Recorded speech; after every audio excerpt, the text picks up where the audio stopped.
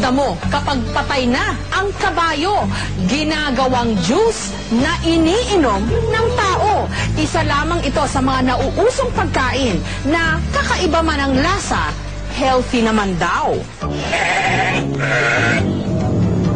Ang paboritong lantakan ng mga baka, kambing at kabayo, pwede na rin sa tao.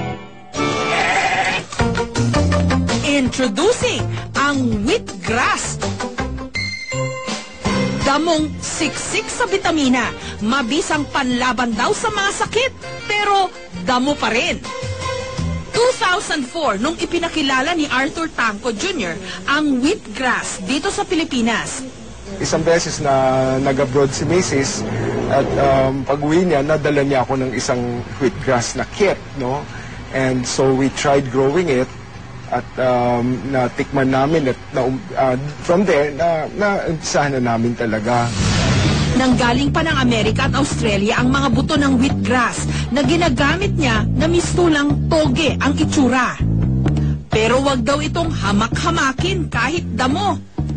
Well, basically, I feel that this is ang wheatgrass works on the blood level, circulatory level. Gupitin lang daw ang wheatgrass.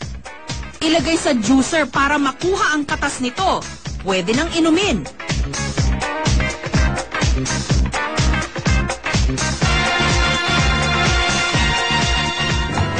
Para sa mga walang juicer, dikdikin ang wheatgrass. Pigain ito gamit ang katsa. Ayon kay Arthur, katumbas na raw ng pagkain ng 1 kilong gulay ang pag-inom lang ng isang shot ng wheatgrass juice.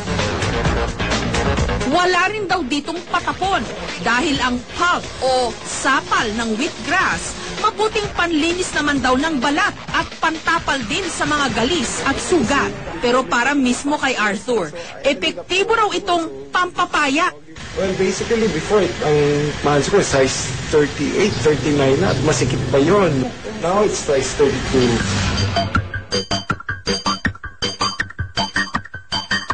Dito sa weekend market sa Salcedo sa Makati, ibinibenta ni Arthur ang wheatgrass, 100 pesos kada tray. Mula sa isang tray ng wheatgrass, 2 shot na ng wheatgrass juice ang magagawa. At dahil bago pa lang ito, may free taste test. Okay. It was pretty sweet. It wasn't too bad at all. I don't find any bitter taste. Dahil mangilan-ngilan lang naman ang nakakapunta sa weekend market sa Makati, minabuti naming ipatikim ang purong wheatgrass juice sa mga hindi nakakapunta roon. Matamis na mapait. Parang na matamis. Parang siniguelas po. Sa tindahan namang ito sa The Fort, inihahalo nila ang wheatgrass juice sa pineapple at orange.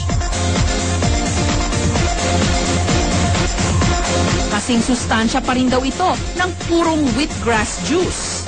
It complements well with the wheatgrass.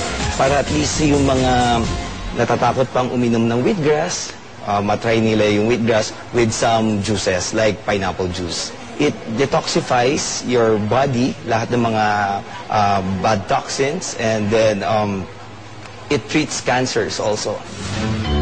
1920 nung tawaging perpektong pagkain ng wheatgrass sa Hungary. 1940s naman sa Amerika, sa paniniwalang hindi ngumuyain ng tao ang damo, sinimulan ni Anne Wigmore na gawing juice ang wheatgrass. Dito na nauso ang iba't ibang mga produkto mula sa wheatgrass. Ngayon meron ng mga food supplement mula sa pinulbos na wheatgrass, wheatgrass juice na may honey, at wheatgrass solution daw para sa erectile dysfunction. At dahil sa chlorophyll, ito ay malakas na antioxidant at ito ay nagbibigay ng kabuti at pagkakalakas ng ating mga organs sa ating body para mag-function siya na mabuti. Ang wheatgrass ay hindi gamot. Ito ay tumutulong sa ating katawan na siyang gumamot ng sarili niya. Si Elizabeth, 52 years old, nakatulong daw sa kanyang sakit sa balat ang pag-inom at pagpahid ng wheatgrass juice. Ang itsura nito no dati is, yung namamantal, malaking pantal at saka namumuti. So parang dry, yung parang very dry skin. So ganun lang ang itsura dati. Pero ngayon, makikita mo parang medyo flat na siya at saka may konting coloration na, parang skin tone ko na. Sa wheatgrass, ano yan ang sabi nila, para maganda yung pagdudumi, lilinis ang katawan mo, kasi kinukuha niya lahat ng mga lason sa katawan, sinisipsip niya, tapos ilalabas ng katawan natin. Damo, bunga ng cactus, at talbos ng kamote. Sino ang mag-aakalang nasa atin lang palang mga bakuran ang ilan sa mga pwedeng makatulong sa ating kalusugan?